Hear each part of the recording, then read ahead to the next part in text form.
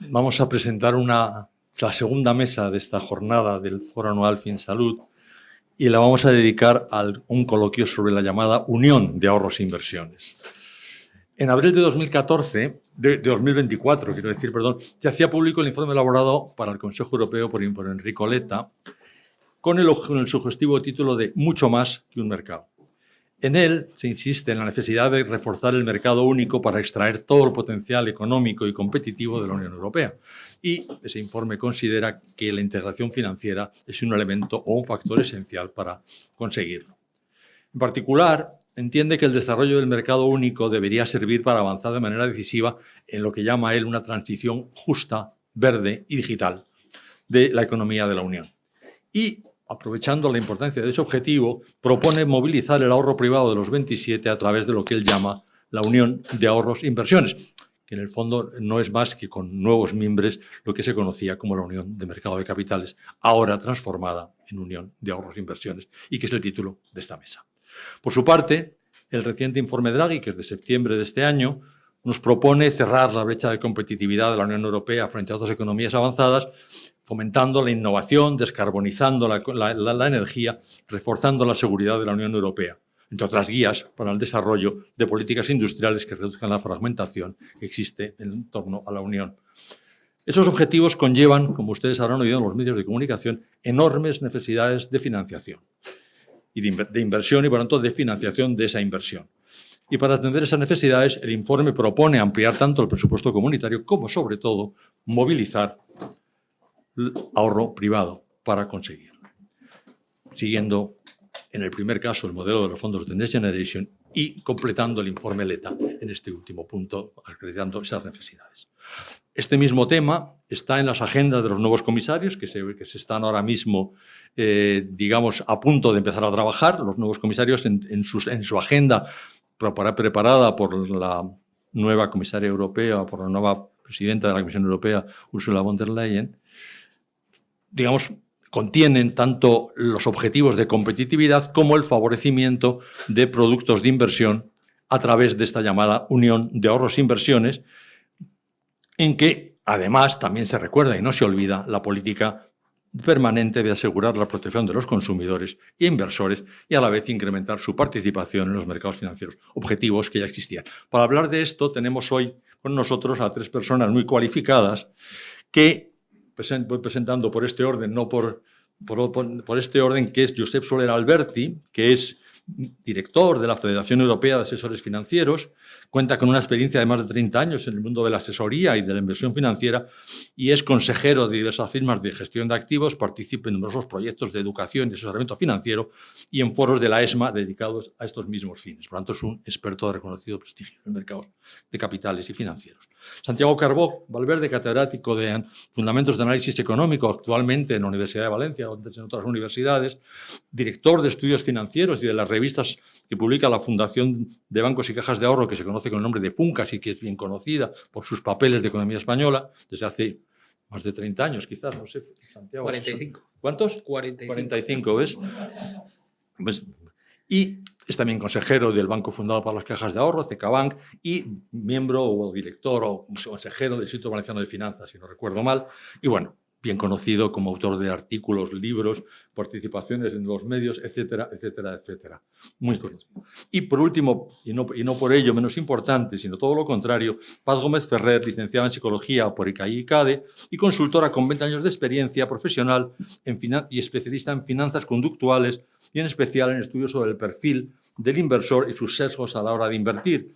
Profesora en cursos de posgrado y en centros de negocios y universidades, colabora, entre otras, con una empresa española de gestión de activos también muy conocida, en nombre de Cobas. Es una de las empresas de gestión de activos que, por lo que dicen algunos amigos míos, es la que les ha hecho ganar más dinero en los últimos años, ¿verdad?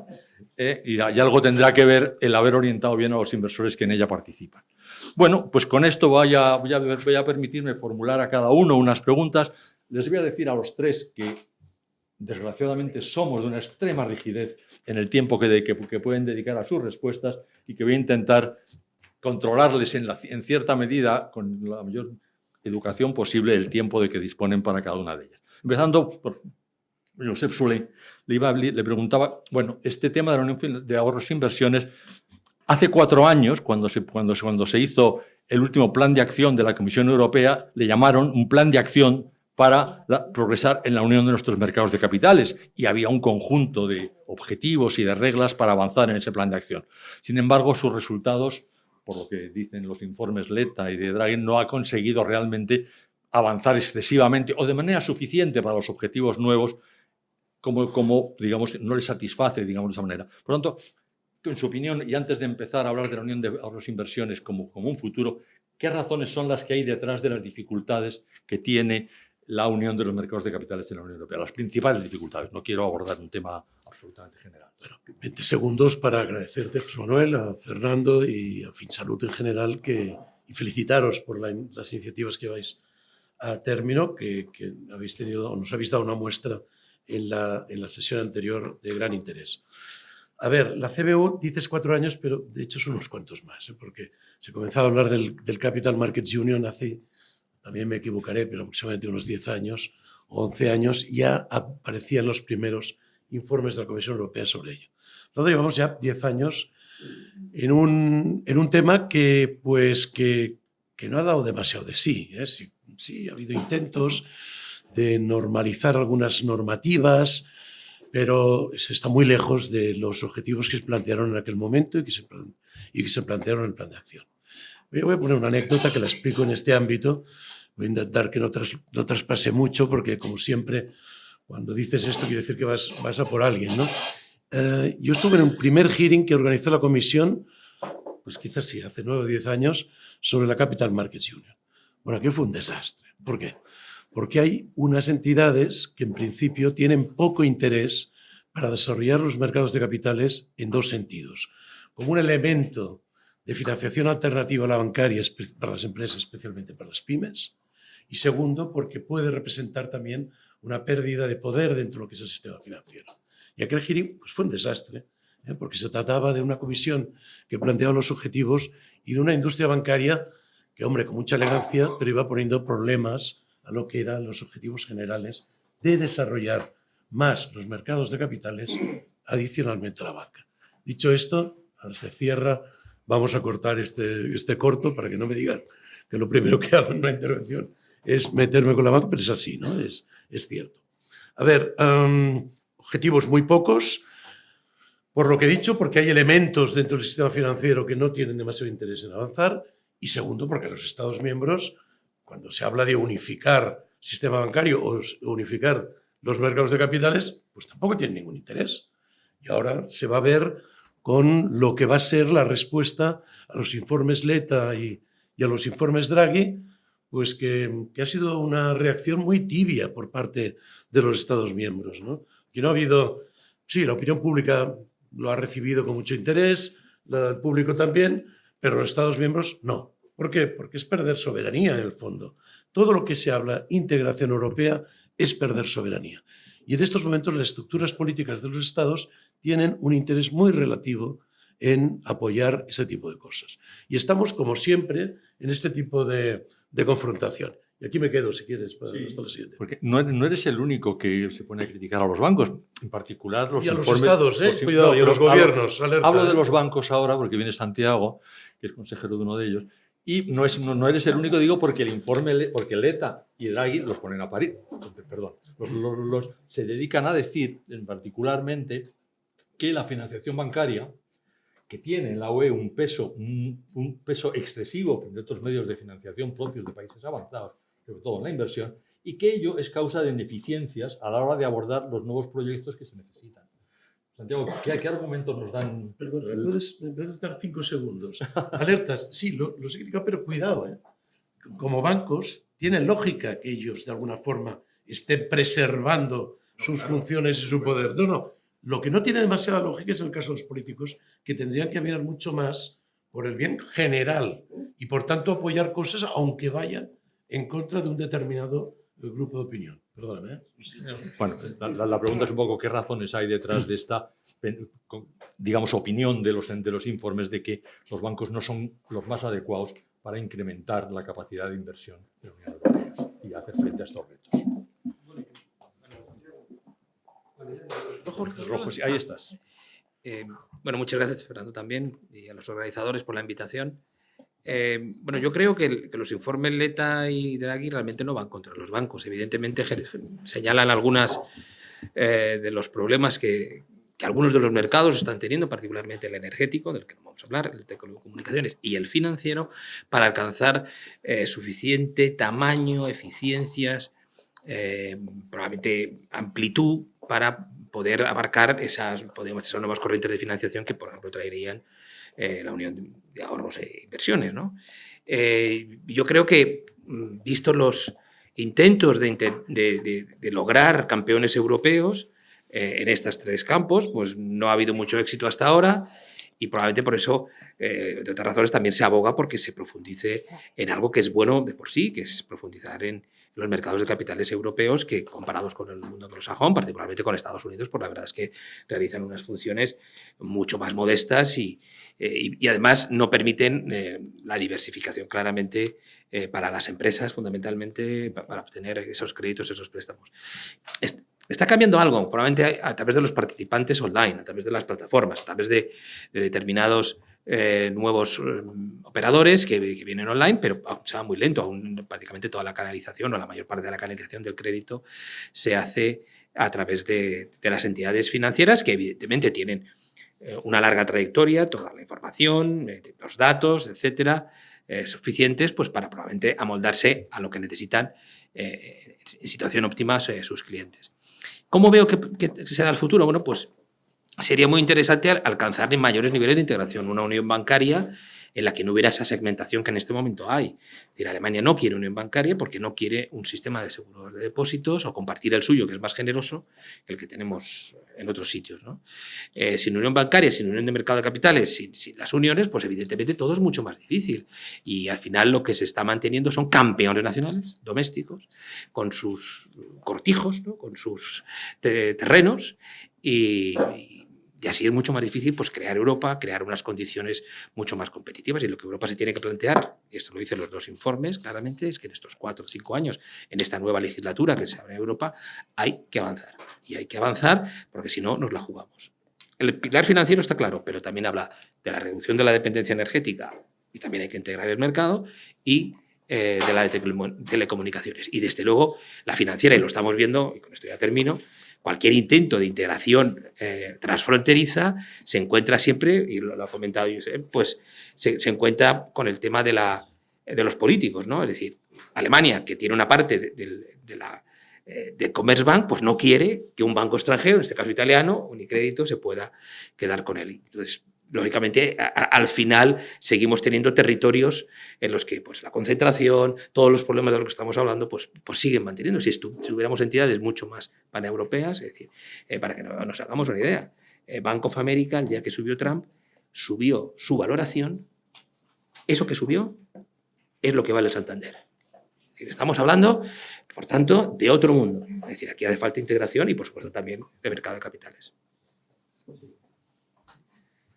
Buena parte de razón tiene Santiago cuando decía que sus informes no son tan críticos con los bancos. Más bien al contrario, el informe de Draghi en particular favorece y dedica bastante esfuerzo a promover la unión bancaria también. En todo caso, lo que sí proponen ambos informes es eso, movilizar el ahorro privado hacia los mercados, digamos, antiguos, llamados mercados de capitales, que ahora se traducen, por ejemplo, en promover la inversión en fondos alternativos, en la nueva titulización. Y entonces, la pregunta que le tengo a Paz, que tiene más que ver con la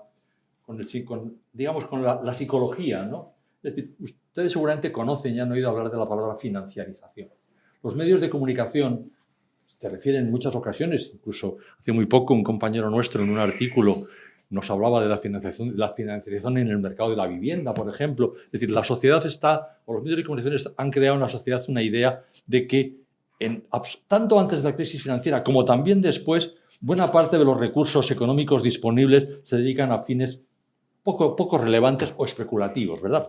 Financieros, una cosa rara esto de los derivados, aquello que se llamaban los swaps, yo qué sé, una serie de cosas muy raras que no favorecen a la economía real, ¿no? Entonces, en la sociedad hay una cierta impresión de que los financieros se dedican a cosas que no tienen que ver con el pan de cada día, ¿no? Entonces, esta idea de convertir al ahorrador al que no se quiere ningún riesgo, en un inversor que sea capaz de asumir riesgos de un tipo o de otro, ¿en qué medida eso va a costar integrarlo en la cultura económica, en la cultura de la población, en la cultura de la ciudadanía? ¿Cómo lo ves un poco? Bueno. Paso. Muchas gracias por darme paso y la presentación. Gracias, Fernando y FinSalud, sobre todo por eventos como este, y enhorabuena. Pues poniendo foco un poco, lo comentabas, yo voy a poner el foco como psicóloga en lo que es en la persona, ¿no? Lo que tenemos que entender es por qué hemos llegado a este punto y socialmente por qué se ha actuado así. Una de las cosas que observamos es la tendencia de los ciudadanos a dar por hecho, como tú decías, esa dificultad para entender los productos financieros. Tanto es así que, si recordáis, recientemente se han publicado los datos del nivel de educación financiera en España, publicados por el Banco de España y la CNMV, donde España se sitúa entre una puntuación de 6 de 10. ¿Qué significa esto? Que las personas no entienden esos productos financieros en gran parte. Entonces, acordaos del MiFID. Yo recuerdo a mi abuela cuando iba al banco con ella que no entendía nada, pero le habían vendido algo que nada tenía que ver con ella, ¿no? Y no voy a hablar mal de los bancos, no con Josep que decía, pero sí que creo que tenemos que entender que esto del ahorro va a haber una transformación, que desde el COVID vamos a ahorrar, y se ahorra ya mucho más. Los datos nos hablan de 2019 había un ahorro del 8%, segundo trimestre de 2020 de un 25%. ¿Y qué ocurre? Porque ahora con este patrimonio más privado estamos invirtiendo en otros productos que no sean esas financiaciones y demás. Porque hasta ahora estaba ese piloto automático, lo que Daniel Kahneman, que lo conoceréis, Premio Nobel de Economía, siendo psicólogo, que es maravilloso, que eso siempre lo pongo en relevancia, nos hablaba de que existían sesgos, y hay un sesgo que es el sesgo del efecto anclaje, el halo, que nos ha hecho hasta ahora comportarnos de la manera que con piloto automático a lo mejor nos hemos dejado asesorar en unos productos financieros bancarios, digamos, que es lo que conocíamos. Ahora bien, gracias a la digitalización y que hay mayor pensamiento crítico y que la persona empieza a conocer más, empieza a haber un cambio donde ahora lo que queremos es que nuestro ahorro sea mucho más productivo, y lo que queremos es que el ahorro se ponga a trabajar.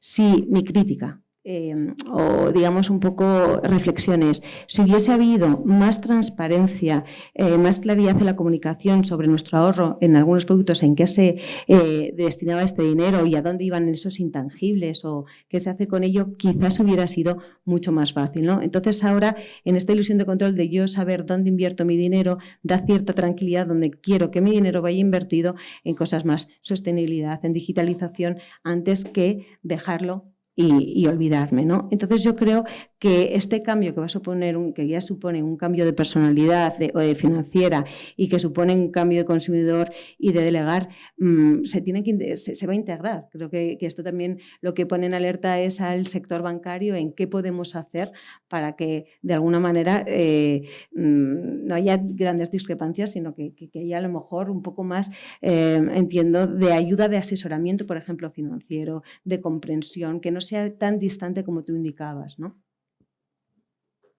Dirigiéndome ahora otra vez a Santiago, quizás por alterar el orden de 1, 2, 3, ¿no? De quién empieza y quién termina. Y yendo a este asunto, recuerdo que uno de los objetivos que incluía el Plan de Acción del año 2020 de la Comisión Europea era, entre comillas, construir la confianza de los pequeños inversores en los mercados de capitales, en la misma línea que estaba comentando Paz. Eso se debería combinar en este momento con estos dos informes en lo que tratan, o lo que, digamos, de donde venía la dificultad de que los bancos cumplieran ese papel, que es en la innovación financiera. Es decir, en la innovación financiera no, en la innovación tecnológica, quería decir, perdón, no tecnológica. Es decir, los riesgos que comentaban estos informes es que los bancos no están acostumbrados a arriesgar, o no deben incluso, dentro de su lógica de lo que es un banco, arriesgar en inversiones que implican, digamos, alto riesgo, pues porque son en startups. El tema que se comenta es la diferencia entre Estados Unidos y Europa en este terreno es enorme, al parecer. Entonces, en este mundo del favorecer la inversión, ya sea productos de ahorro a largo plazo o de inseguro, o productos como la titulización, etcétera, ¿qué papel le tocaría a la banca si se quiere, que pierda tamaño en cuanto a su balance, sobre todo, pero en lo que comentaba Paz de la distribución, probablemente, ¿no? ¿Cómo lo ves? ¿Qué papel puede jugar los bancos en esta mejora del mercado, digamos, de la unión de ahorros e inversiones, en mejora del mercado global financiero, digamos? Por supuesto, tiene su papel, ¿no? Pero yo creo que cuando lo que se busca en esta unión de ahorros e inversiones no es que mantener el mismo papel de la banca. Probablemente lo que están buscando es que haya muchísimas más opciones para los ahorradores europeos, ¿no? Y que se pueda canalizar por otras vías hacia la inversión, ¿no? La inversión de empresas o la inversión en vivienda o lo que sea, ¿no? Yo creo que aquí es importante, lo primero, que sepamos quién está ahorrando en este momento. La mayor parte del ahorro en este momento, al menos en nuestro país, pero en otros países con alto grado de envejecimiento y con una situación en la que se ha producido una gran segmentación entre las nuevas generaciones y las antiguas, están ahorrando las personas mayores. Las personas mayores normalmente tienen una menor dinamicidad a la hora de movilizar los ahorros. No son tan atrevidos, tan disruptores como serían si ese ahorro estuviera en manos de los de menores de 40, para no incluirme yo que tengo casi 60, ¿no? Es decir, esto es un problema, porque claro, las personas mayores van a tener siempre más confianza con el intermediario de toda la vida, que en este caso es un banco, que aventurarse en otro tipo de inversiones. Por tanto, hace falta educación financiera. Eso es lo que siempre se dice, pero para que algo no te moleste, algo no tengas miedo, algo no lo temas, tienes que familiarizarte con él. Porque si no, y la educación financiera también está fallando en los más jóvenes, te embarcas en productos de altísimo riesgo que tienen una gran volatilidad, y es verdad que desde el día 5 de noviembre el que haya invertido en Bitcoin o en cualquier cripto pues está ganando mucho dinero. Pero probablemente en algún momento, si no se sabe salir a tiempo, se pegará un batacazo y puede perder dinero. Los jóvenes se están yendo por ahí. Es decir, nosotros hicimos un estudio en Funcas y la mayoría de los jóvenes, es decir, el inversor español en cripto es un hombre normalmente joven, es decir, de menos de 30 años. Es decir, afecta más a los hombres que a las mujeres. Entonces, claro, tenemos que crear opciones que realmente sean conocidas, que haya profundidad en el mercado, porque muchas veces hay ahorro, pero no hay suficientes títulos. Es decir, y eso ha ocurrido muchas veces, y ha ocurrido en Estados Unidos, ocurrió en el 2002 al 2008, que se les ocurrió la gran idea de crear, a partir de la subprime, pues crear nuevos títulos. Pues menuda gracia nos hizo, ¿no? Entonces tenemos una falta de profundidad. Evidentemente, si avanzamos con esa unión, según nos dicen Letta y nos dice Draghi, si avanzamos en esa unión de mercado de capitales, tiene que aparecer por el lado de la oferta también títulos, seguro. Es decir, pero tienes que estimularlo. Tienes que estimular empresas que se vean por su capacidad, por su tamaño, con posibilidades de hacer esas emisiones y que se coloquen, evidentemente, ¿no? Entonces, los bancos tendrán un papel, pero y podrán ser aceleradores o podrán ser impulsores, pero lo que aquí estamos hablando es que aparezcan otros mercados o otros intermediarios y que ganen peso en esta actividad, porque probablemente en el modelo, no digo que nos parezcamos al modelo americano, pues hay una mayor variedad de instituciones de las que tenemos aquí, que aquí tenemos, pero por supuesto no con el peso específico que hay en otras latitudes. Sin embargo, Santiago, si has visto los dos informes, ponen mucho el hincapié en crear planes de ahorro a largo plazo, planes de pensiones de ahorro a largo plazo, que evidentemente no tendrían como cliente a los jubilados, que ya digamos, han superado ese objetivo. Y también, por tanto, ese es uno de los objetivos más discutibles probablemente. Pero yendo a Paz otra vez, también proponen otros instrumentos, como por ejemplo, invertir en fondos alternativos o de titulización, o invertir en instrumentos que cuenten con garantías públicas para financiar startups, es decir, para financiar empresas innovadoras, ¿no? Eso, ¿cuáles te parecen a ti que, digamos, podrían encajar mejor en un perfil, digamos, como decía Santiago, de los que pueden en este momento plantearse esas inversiones, que serían gente más bien joven, gente con unas capacidades económicas medias, ¿no? Digamos, ¿cuáles te parecen adecuados estos instrumentos o crees que son demasiado arriesgados para las demandas de la población que pueda acceder a ellos, digamos, y que ya no son los jubilados, claro? Pues no, se me oye ahora, gracias. Pues fíjate, la respuesta no se puede contestar sino blanco o negro, porque una de las cosas que hemos observado en Cobas, en la investigación que hemos hecho del perfil de inversor en esta app de psicología financiera que os recomiendo, que se llama Brain Investor, pues después de esta cuña publicitaria vimos que también depende del perfil del inversor que cada uno tenga, porque yo puedo tener un perfil de inversor muy conservador, con poca experiencia, pero puedo tener buen patrimonio. Entonces, creo que aquí el asesoramiento que se le puede dar en qué producto tiene que invertir va a depender de cuál es el horizonte temporal de inversión, qué tipo de perfil soy, cuáles son las cargas familiares, ¿no? Cuál es mi meta a corto plazo, cuál es mi estrategia de inversión. Es decir, que primero tenemos que hacer un análisis del autoconocimiento de ese perfil de inversor, porque a veces nos hemos dado cuenta, estábamos hablando de cómo los jóvenes están invirtiendo en las bitcoins y más. Muchos de ellos invierten por el sesgo de afinidad y porque todo su entorno está invirtiendo allí. Sin embargo, o porque creen que van a ganar mucho dinero en muy poco tiempo, ¿sí? Sin embargo, luego la respuesta lo que nos indica es que no todo el mundo está preparado para esa aversión al riesgo.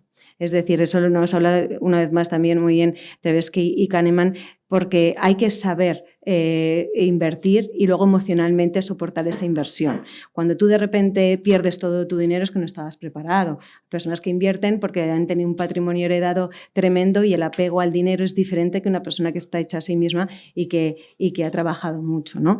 Contestando a la pregunta, los ahorradores de perfil, en las observaciones que hemos hecho en Brainvestor, que son más conservadores, que tienen alta aversión al riesgo y que lo que quieren es no tener sobresaltos, sino a largo plazo, invierten en renta fija.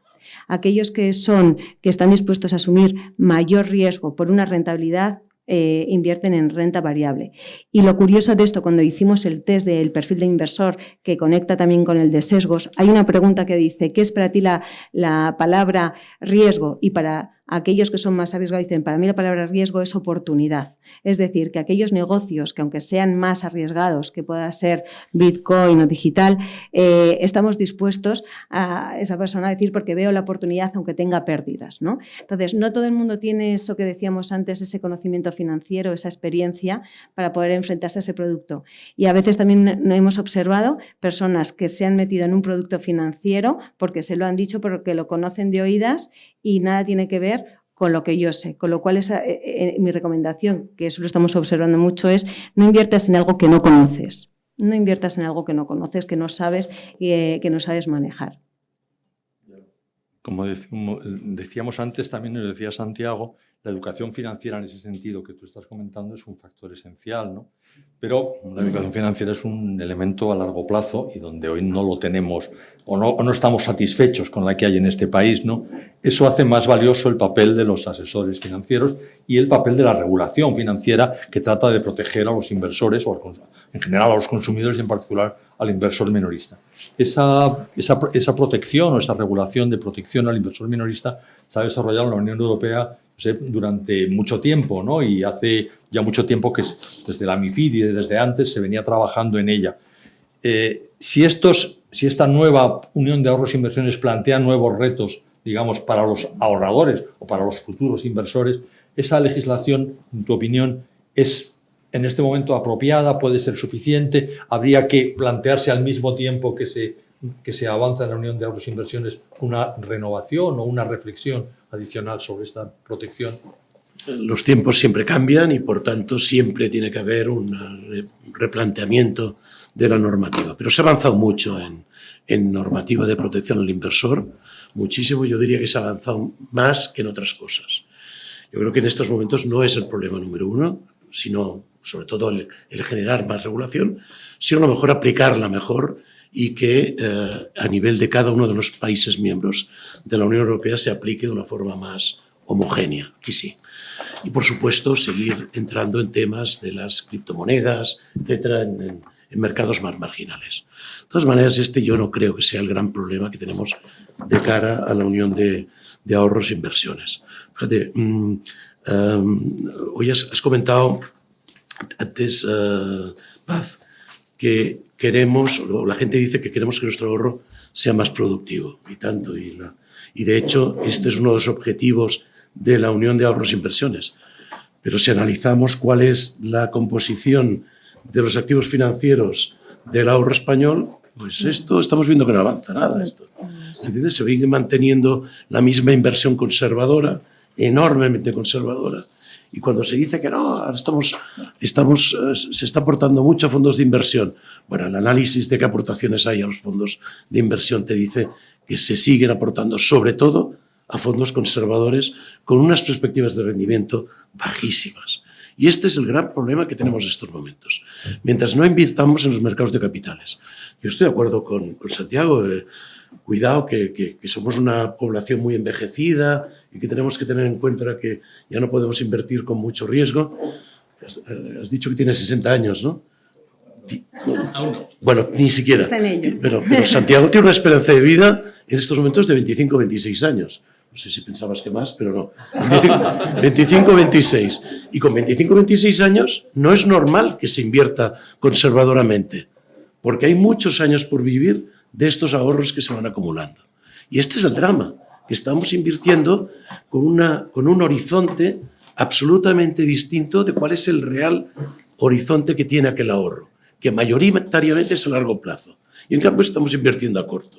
Y este sí que es un problema grave, porque ni le estamos dando rendimiento de cara a las jubilaciones, no le estamos sacando provecho de este esfuerzo ingente del ahorro, no le estamos sacando provecho.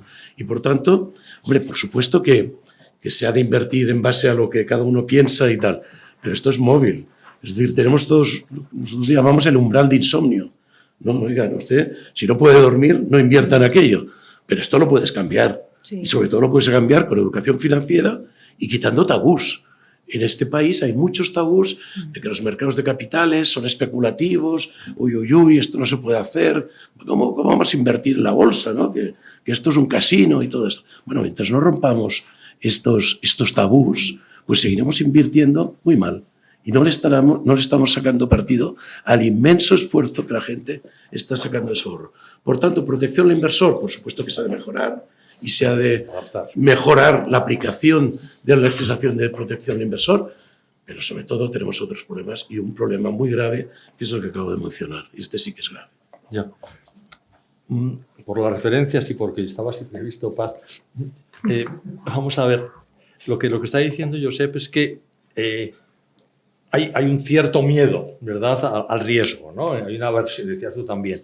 Bueno, eso es una parte de la realidad, no se puede jugar con ello. Consecuencia, lo que habrá es que diseñar productos que traten de permitir lo que dice Josep, que es que los mercados de capitales se desarrollen o que las inversiones reales que hay detrás de los mercados de capitales tengan la financiación adecuada, pero al mismo tiempo adaptarlo a, digamos, al envejecimiento de la población de este país, por un lado, y a la versión a riesgo media que tiene este país mientras tenga esta educación financiera, que posiblemente pasados unos años, como dice Santiago, y la gente esté acostumbrada a perder y ganar dinero con criptodivisas o con criptomonedas cada día, pues a lo mejor ya se acostumbra y dice, no sé. Entonces, en tu opinión, digamos, y además como asesora, como colaboradora de Cobas, ¿no? que es una empresa que se dedica precisamente a empaquetar, entre comillas, lo de empaquetar. Sí. No quiero ponerle un contenido de menosprecio en absoluto, sino a ordenar, digamos, y empaquetar los riesgos, por decirlo de alguna forma. ¿Crees que eso es posible? ¿Que es posible, digamos, articular un diseño real para convertir, aunque no quiera, entre comillas, o aunque no lo sepa, o aunque no lo perciba de mala manera, mejor dicho, al ahorrador tradicional en un inversor que cumpla las funciones que Josep comentaba, que Santiago comentaba? Gracias. Yo creo que sí. Sí es posible y sí estamos viendo en programas que estamos haciendo de mentoring en Cobas y en experiencia afuera también, pero más que convertir al ahorrador en inversor, se trata de crear en el ahorrador una cultura inversora. Quiero decir, ahorrar está bien, pero la impotencia que decía Josep, que la comparto, es decir, pues lo que necesitamos es cambiar mucho esa mentalidad que estamos fijadas, ¿no? Entonces, hay que entender cuáles son esos factores que nos hace pensar que las personas no cambian, porque tú le puedes decir a una persona que cambie, pero la cuestión es ¿por qué no ha cambiado ya? ¿Por qué no ha sido más arriesgado? ¿Por qué no tiene una mirada más a largo plazo? Bueno, pues en primer lugar, una de las cosas que yo creo que faltan son referentes, ¿no? Antes también hablábamos que en este sector, si os dais cuenta, somos muy poquitas mujeres, lo hablábamos también Fernando. Pues ojalá hubieran más mujeres que rompiesen un poco, que se fueran financieras o psicólogas financieras, que abriesen más, ¿no? Ese romper. Otra de las cosas también es que la persona tiene que romper ese miedo y entonces cuando la persona te dice me gustaría pasar de ser ahorradora conservadora a agresiva, ¿cómo lo tengo que hacer? Digo, haciéndolo. A invertir se aprende invirtiendo. Es decir, en psicología lo llamamos exposición, que lo has dicho, si nos acostumbrásemos a perder dinero en cripto, efectivamente, eso se llama exposición en vivo y a veces en desensibilización. Cuando tú tienes fobia a algo, en psicología te enfrentas poquito a poco, tengo fobia a nadar al mar, te enfrentas poco a poco. En el ahorro y la inversión es enfrentarte a las pérdidas. Es decir, de lo que se trata es de intentar acercar al inversor, al ahorrador, productos más fáciles, más sencillos, donde las pérdidas sean menores para que experimente. Daniel Kahneman habla, que ya soy fan, como veis, de Daniel Kahneman, del yo que experimenta y el yo que recuerda. El yo que experimenta ha perdido dinero, pero el yo que recuerda pesa mucho más. Entonces, si consiguiésemos un condicionamiento donde cada vez que he perdido dinero he aprendido, he establecido una estrategia de inversión, pero también he tenido experiencias donde me he atrevido y ese riesgo me ha tenido beneficios positivos, ese anclaje de una vivencia positiva o de aprendizaje hará que esa persona repita la conducta y no la extinga. ¿Qué quiero decir con ello? Que aquellas personas que están acumulando mucho dinero y dejándolo de forma pasiva, tienen que aprender a ser inversores manejando esas emociones. Existe una cosa que se llama la curva emocional del inversor, que si no conocéis os invito a verlo. Cuando la persona conoce que cuando va a invertir va a pasar por un modo de exaltación, euforia, pero también cuando el fondo cae tienen ganas de vender o el reembolso y luego se recuperan y que hay que aguantar y demás. Es decir, que existen un montón de estrategias para que no se asusten de sus propias emociones. En ese momento en el que yo conozco lo que me va a pasar y lo empiezo a anticipar, ahí se prevén muchas cosas y entonces sí que podríamos acompañar. Por eso es fundamental el asesoramiento, no solo la educación financiera, que decías tú que la CNMV está ayudando mucho, pero queda coja y estoy de acuerdo.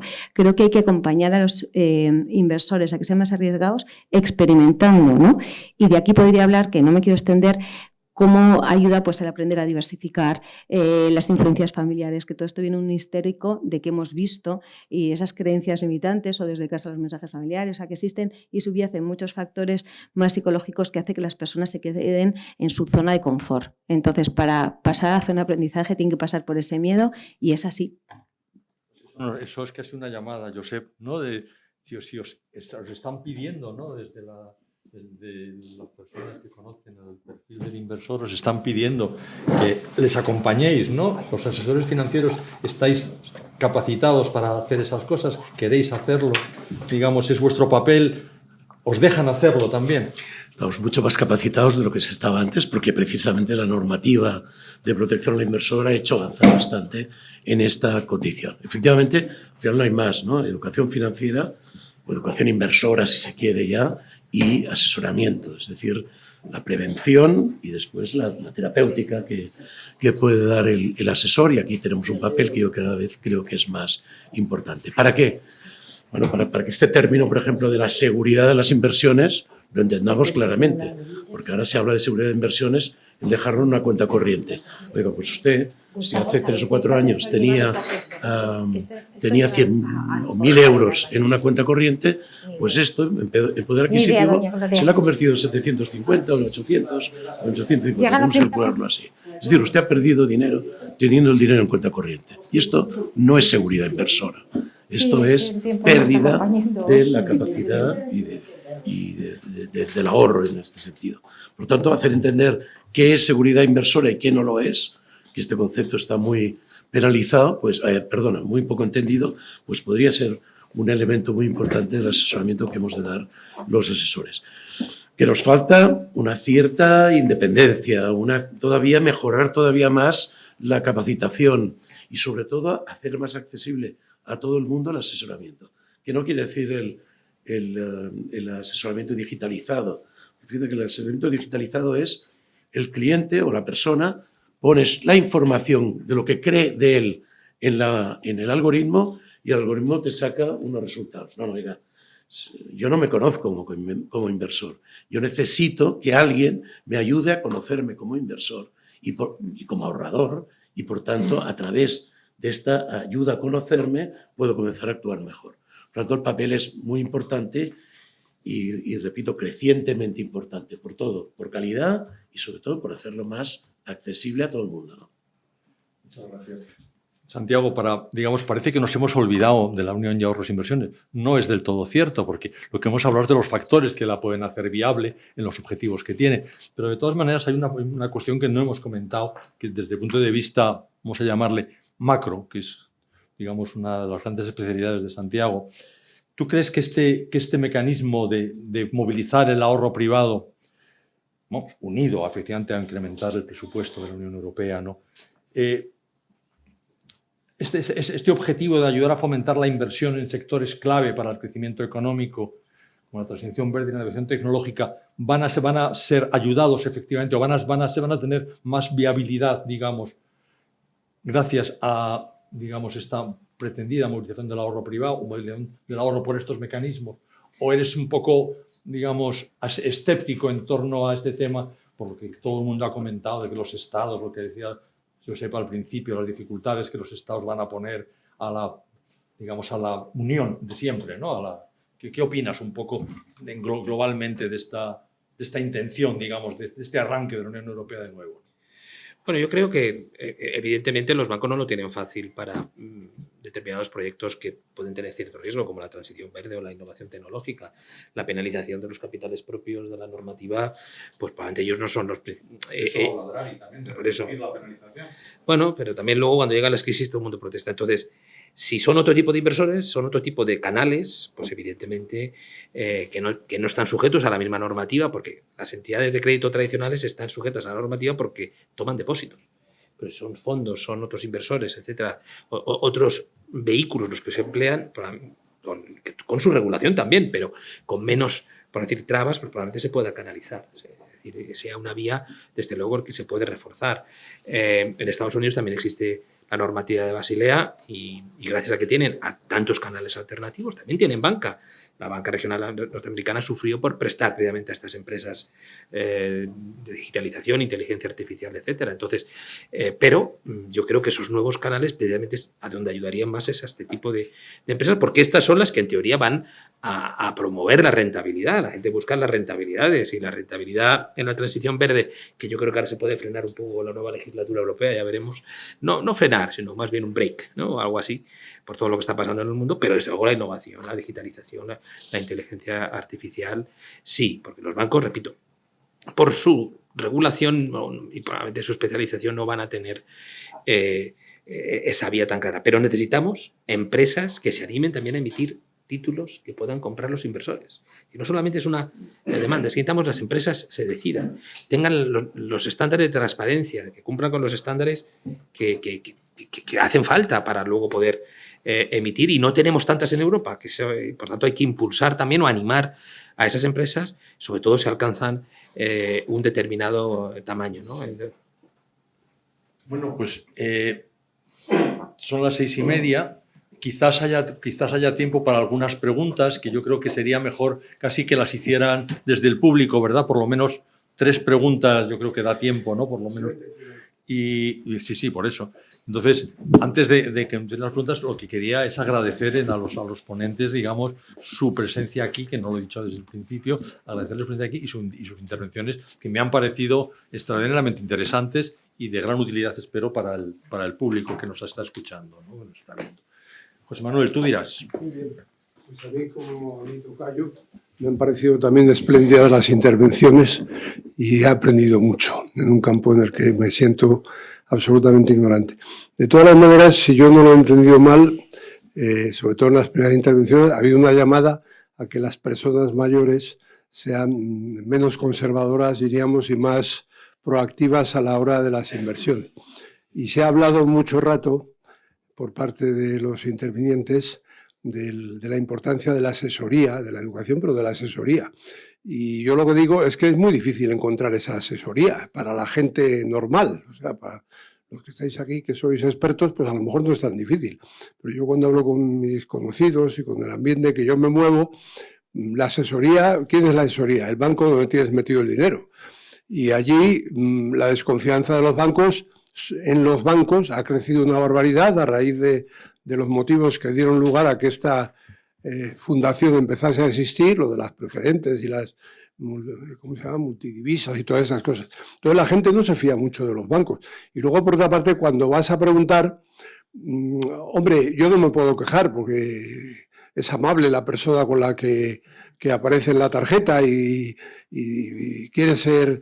No te da la sensación de que sea precisamente un experto en asesorar cuenta cosas que son las mismas que ponen en la carta que te mandan cada varios meses, y no sé si eso... Yo creo que a la gente con una expectativa de vida corta asumida por el protagonista, va a resultar muy difícil intentar convencerle de que se mete en zarandajas un poco más arriesgadas que tener las telefónicas de turno o cosas parecidas. O sea, mi dificultad es quién es el asesor y cómo se llega a él. Sí, José, yo creo que está... Yo no he dicho solo la gente mayor, todo el mundo, pero lo que es ahora mayor es menos mayor de lo que antes era, y por tanto también tenemos que entenderlo así, ¿no? Cuidado, nosotros en EFPA tenemos pues casi 40.000 personas bien formadas que hacen formación continua cada año, y que es cierto, muchos están en esta oficina bancaria. Por cierto, si solamente encuentras que es amable pero que no tiene ni idea, lo que puedes hacer es cambiar de persona, porque tienes mucha alternativa. Y te lo aconsejo, porque vale la pena hacer un poco de shopping en este sentido, ¿no? La situación es ideal. No, hay ciertos todavía conflictos de interés de las personas para las entidades que trabajan, y esto es cierto. Pero también se deben a una normativa, una regulación que les hace firmar un código ético y hacer una formación continua cada año. Y si me dejas apuntar una cosa, se ha hablado antes de los productos de inversión. Yo creo que, tal como habéis dicho magníficamente, sería muy importante, porque los bancos, un cierto nivel de riesgo, pues no tienen esta tendencia, lógicamente, por su normativa como bancos, ¿no? Y por tanto se han de buscar otras cosas. Bueno, muchos países, aunque esto se ha anunciado en el informe Draghi y en el informe Letta, como mínimo hay algunos países que están intentándolo, sacando productos de inversión que tienen, por ejemplo, menos liquidez, pero en cambio tienen algunas ventajas fiscales si mantienes el producto durante 5 años, y se está invirtiendo en pequeñas empresas una parte y en grandes empresas otra. En Italia, que a veces es un típico país que lo criticamos, etcétera, pues funciona bastante bien un producto que se llama piano de investimento individual, no sé qué, que está funcionando bastante bien. Aquí ni lo intentamos. Aquí el gobierno ni lo intenta porque ¿qué es esto, no? ¿Cómo vamos a favorecer la inversión en empresas? Pero esto es lo que decía antes. Como lo ven como un tema que esto suena especulativo, pues vamos a entrar legislativamente en esto. Y esto es un pequeño problema. Al final, afortunadamente, pues como tantas veces, nos lo van a imponer o nos lo van a poner a nivel europeo y lo vamos a tener, ¿no? Pero por propia iniciativa del país yo lo dudo. Teníamos allí una... Perdona. Solo dos cosas porque hay más preguntas. Sí. Gracias. Uno, cada vez más en distintas entidades aparecen los programas de mentoring y de coaching, no solo en nuestra entidad, que es ese acompañamiento. Y en ese acompañamiento y en otras, invito a la reflexión en el coste de inacción. Deberíamos de pensar cuánto vale tener determinada edad y no invertir y que me pierda oportunidades, o que el gobierno se pierda oportunidades por no cambiar dónde invertir. Entonces, a lo mejor hacer una reflexión, como hacíamos el premortem, decir, oye, vamos a analizar qué es lo que estamos perdiendo y cuantificar qué también nos podríamos perder, ¿no? Y entonces esa reflexión y análisis creo que sería conveniente tenerla para ser consciente de lo que también nos perdemos, que a veces vamos en piloto automático. Esa reflexión. Había allí al fondo una pregunta. Sí, se me oye. Bueno, hablando de esa experiencia mía que he tenido durante tantos años en Mafre Inversión y haciendo carteras para los clientes, me parece estupendo que se haya puesto en marcha desde hace ya varios años esto de la educación financiera.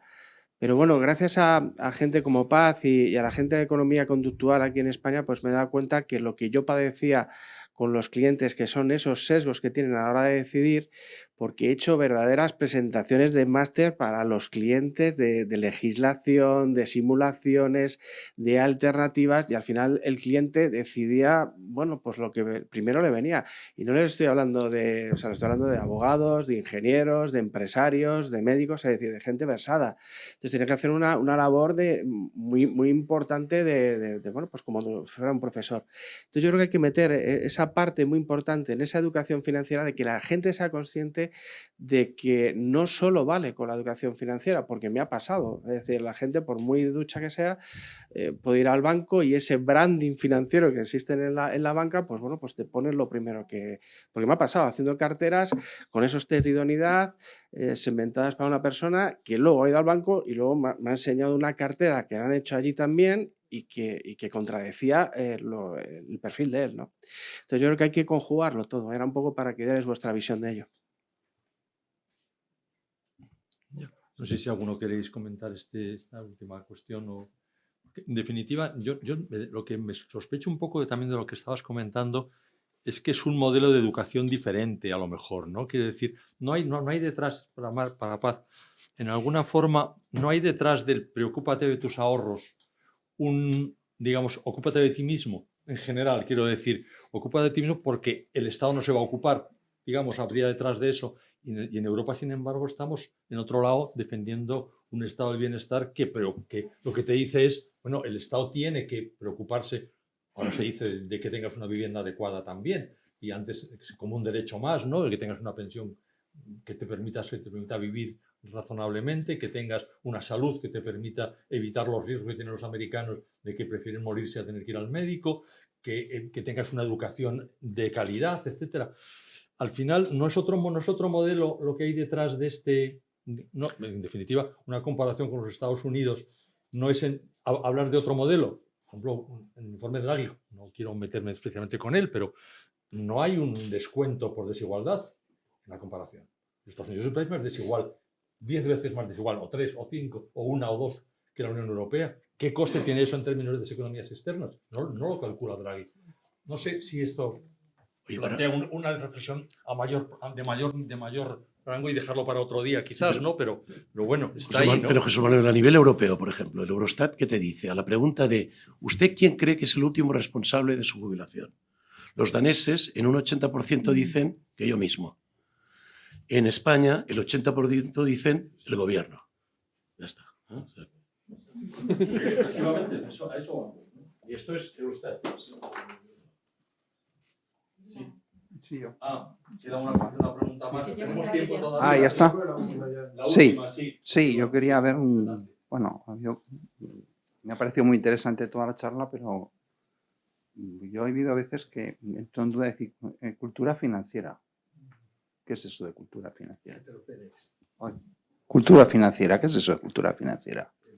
¿Qué tiene que ser? ¿O educación financiera? ¿Tiene que ser un especialista el que vaya a invertir? ¿No? Y luego, dos cosas... No. Tienen que hacerme una presentación como lo que ha dicho usted. Lo digo porque yo mis ahorros los tengo metidos en Mafre y tuve una charla con el que me hizo la charla de Mafre y verdaderamente, y soy profesor de universidad, hijo plas. Y esto que el que me enseñó era bastante bueno, porque en Mafre os preparan bien, ¿vale? En cuanto a preparar. Entonces, toda la cultura financiera, de educación financiera, en fin, no apareció la palabra vivienda por ningún lado. Curioso. ¿Qué pasa con la vivienda? ¿Cómo afecta todo esto? ¿Se tiene en cuenta? ¿Y la precariedad laboral de la gente a la hora de invertir? Yo creo que hay otras preocupaciones también, y aquí no se ha nombrado nada de esto. ¿Por qué? Creo que la situación del inversor, parece que ustedes están hablando de gente que está perfectamente preparada, o que va a estar perfectamente preparada y que tiene un montón de tiempo para invertir. Yo, por ejemplo, no tengo tiempo para invertir porque voy a un asesor financiero. Pues porque no tengo tiempo para estudiar las inversiones, ¿no? Pero me pongo en el papel de un joven, y un joven ahora, ¿qué le preocupa? Su trabajo y la cuestión, y luego la vivienda y los precios de alquiler. ¿Esto cómo afecta a todo esto? ¿Esto se tiene en cuenta de alguna manera? No sé, me ha parecido un poco irreal lo que estabais hablando. ¿Me explico? O sea, que estáis hablando de un determinado sector de gente que digo, bueno, ¿y dónde está esa gente? Digo que en todo caso no es culpa nuestra. No. Estamos hablando de dos informes que hablan de esto y no hemos querido meter algo que no está. Sí, pero claro, yo estaba empezando Tiene usted, yo creo a que pensar tiene en usted, otras cosas y digo, bueno, y claro, esto... es una visión perfectamente razonable. Claro, la que usted visión hace, pero digo, psicológica de la nosotros hemos tratado de psicóloga hablar de sobre una el cosa inversor. que es la que... Yo estudio finanzas de Sí. comportamiento, de acuerdo, pero a veces dices, bueno, y Sí. esto que han dicho, que usted ha Creo dicho que es muy un bien, cierre estupendo de que la para- persona mayor, guay, ¿qué pasa? ¿Que nos vamos a meter? Yo a veces tengo, bueno, porque me lo aclaro, pero a veces tengo la sensación como que los mercados financieros son un casino. Son un casino. Sí, ya lo hemos dicho desde el principio que las Vale, y inversiones de la dice, ¿y ciudadanía. qué hace mucha gente? Oye, voy a Mucha invertir gente en opina vivienda, eso, que es lo que verdaderamente merece Mucha la gente pena. opina Me eso, es hipoteco verdad. y déjame a mí de tonterías de invertir en tal Es un empresa. lastre tal. para lo que estamos Es un hablando. lastre, ¿no? Y Sí, de esto no se habla nada. No, sí, algo hemos hablado. Pero claro. claro, nuestro objetivo era Sí. discutir si la Unión Europea necesita estas cosas o Ya. no. Y yo creo que ha habido una, Os lo digo enfoque como que permite reto, ¿no? Como discutirlo, posible nada reto. más. ¿no? Simplemente. No es que estemos pontificando ninguno, ¿verdad? No pretendíamos Vale. en absoluto pontificar. Sí. Creo que Muchas el gracias de todas maneras por su intervención. Creo Vale. que cierra estupendamente lo que es este foro. Muchísimas gracias. No sé si quería decir algo, Paz, alguno quería contestarle. Yo creo que está muy bien cerrado así. Muchísimas gracias a todos. Muchísimas gracias a todos.